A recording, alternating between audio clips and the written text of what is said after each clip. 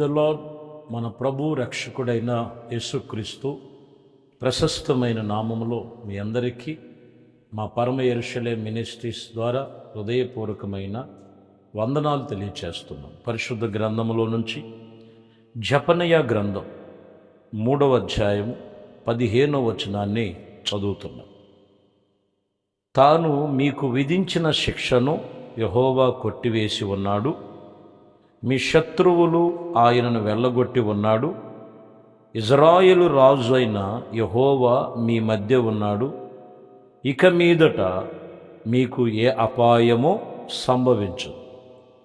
జపనయ గ్రంథము 3వ అధ్యాయం 15వ వచనంలో చివరి మాటలో మనం చదువుతున్న మాటలో యెహోవా మీ మధ్య ఉన్నాడు, ఇక మీదట ఏ అపాయమో సంభవించదు. దేవుడు మన మధ్యలో నిలిచి ఉంటే, ఒక వ్యక్తిలో నిలిచి ఉంటే కలిగేటువంటి ఆశీర్వాదాలు, జరిగే కార్యాలు ఏమై ఉన్నదంటే ఏ అపాయము వారికి సంభవించదు. చూస్తే ఈరోజు లోకము మీద ఎన్నో అపాయాలు పొంచి ఉన్నాయి, ఎన్నో భయంకరమైనటువంటి పరిస్థితులు దాగి ఉన్నాయి. వాటి విషయంలో మనం చాలా జాగ్రత్తగా మనం గమనించుకొని దేవుడు మన మధ్యలో నిలిచి ఉండాలి. దేవుడు ఎవరి మధ్యలో నిలిచి ఉంటారో వారికి, వారి కుటుంబానికి అపాయమేమి సంభవించదు. కొన్ని అపాయాలు పొంచి ఉన్నాయి కాబట్టి మనం చాలా జాగ్రత్తగా కాపాడుకొని ఆత్మీయ జీవితాన్ని సరిచేసుకోవాలి. యెహోషువ గ్రంథంలో దేవుని వాక్యం ఇక్కడ రాయబడిన మాటలు మనం చదువుతున్నాం. 24వ అధ్యాయం 17వ వచనం చదువుదాం. యెహోషువ గ్రంథము 24వ అధ్యాయము 17వ వచనం. ఇందులో నుంచి ఐగుప్తీ దేశమును దాసీ గృహములో నుండి మనలను, మన తండ్రులను రప్పించిన, మన కనుల ఎదుట ఆ గొప్ప సూచక క్రియలను చేసిన, మనము నడిచిన మార్గములన్నిటిలో నుండి మనం వెళ్ళిన ప్రజలందరి మధ్య మనల్ని కాపాడిన యెహోవా మన దేవుడు. చూసారా, ఆయన అపాయములు రాకుండా కాపాడాడు. దాసీగృహమైనటువంటి ఐగుప్తిలో నుండి పాలు తేను ప్రవహించు దేశమైనటువంటి కానాను దేశమునకు అపాయముల నుండి దేవుడు తప్పించాడు ఇజ్రాయేలు ప్రజల్ని. గొప్ప సూచక్రియలు చేసి వాళ్ళని నడిపించిన విధానం, వారి మధ్యలో దేవుడు వారి చేసినటువంటి కార్యాలు, అటు ఎర్ర సముద్రము దగ్గర కానివ్వండి, సేనై అరణ్య ప్రాంతములో కానివ్వండి, సర్పమును బారణ పడుతున్నప్పుడు ఆ సర్పము కాటు నుండి తప్పించటమే కానివ్వండి, యొర్దాను నది దగ్గరికి వచ్చినప్పుడే కానివ్వండి, ఎరుకో దగ్గరికి వచ్చినప్పుడే కానివ్వండి, ఇలాగన ప్రజలందరికీ కూడా పగలు మేఘస్తంభములు, రాత్రి అగ్నిస్తంభములో ఉండి వారిని కాపాడుతూనే వచ్చాడు ఆయన. ఈరోజు మనము వాక్యము చెబుతున్న మాట, దేవుడు మన మధ్యలో ఉండాలి, దేవునికి మనము స్థానం ఇవ్వాలి, దేవుని యందు ఉంచవలసిన భయభక్తులు ఉంచాలి, దేవుడు చెప్పిన రక్షణను కొనసాగించాలి, దేవుడు అప్పగించినటువంటి ఆత్మీయ జీవితాన్ని జాగ్రత్తగా కాపాడుకో.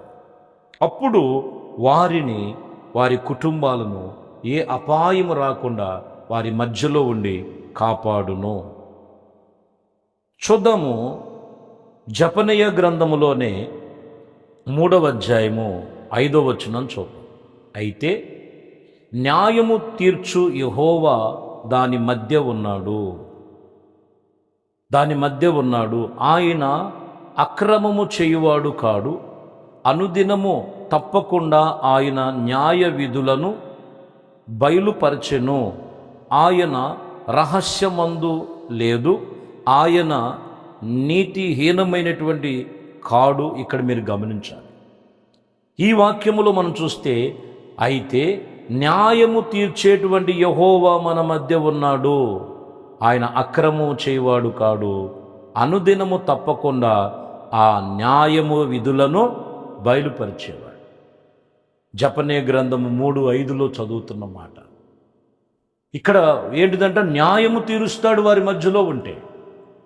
మన మధ్యలో ఉంటే న్యాయం తీరుస్తాడు. కొన్నిసార్లు లోకంలో అన్యాయంగా మాట్లాడుతుంటారు, ఇష్టం వచ్చినట్టు మాట్లాడుతుంటారు. నువ్వు మాట్లాడేది, నువ్వు చేసేది కరెక్ట్గా దేవుడు న్యాయబద్ధముగా ఉన్నప్పుడు న్యాయము తీర్చువాడు దేవుడే. ఏది అన్యాయమో ఏది న్యాయమో దేవుడికి తెలుసు.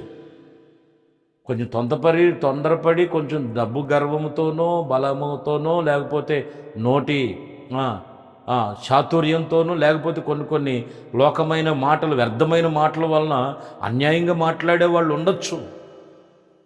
దేవుడు మన మధ్యలో ఉంటే నీకు, నీ కుటుంబానికి న్యాయం తీరుస్తాడు ఆయన న్యాయాధిపతి. ఎందుకంటే యేసుప్రభు వారు కూడా న్యూ టెస్టిమెంట్లో ఉపమానంగా చెప్పారు.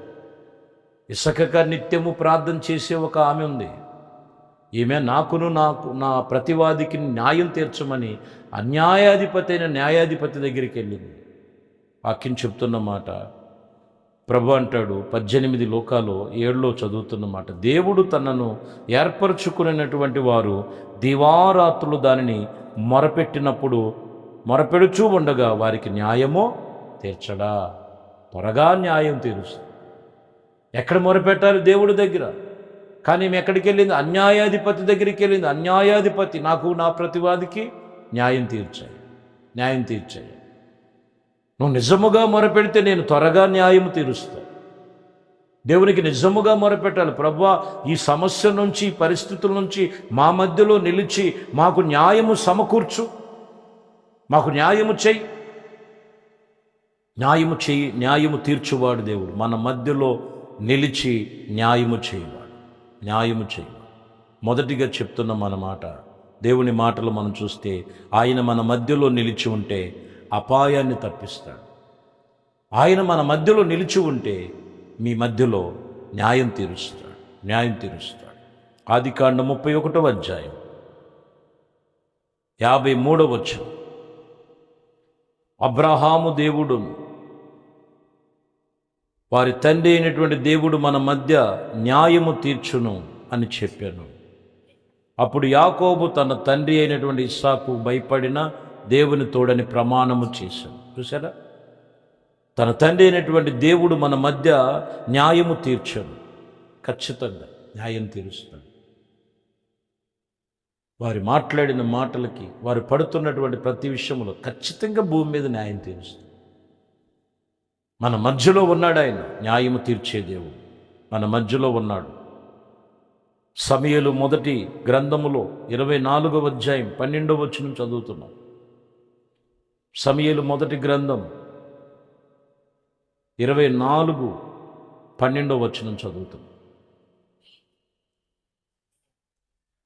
మీకును నాకును యెహోవా మన మధ్యలో న్యాయము తీర్చును. యెహోవా నా విషయమై పగ తీర్చును గాని నేను నిన్ను చంపను. చూడండి, ఇక్కడ అంటున్న మాటలో దావీదు అంటారు, నీకును నాకును మధ్యలో యెహోవాయే న్యాయం తీర్చు.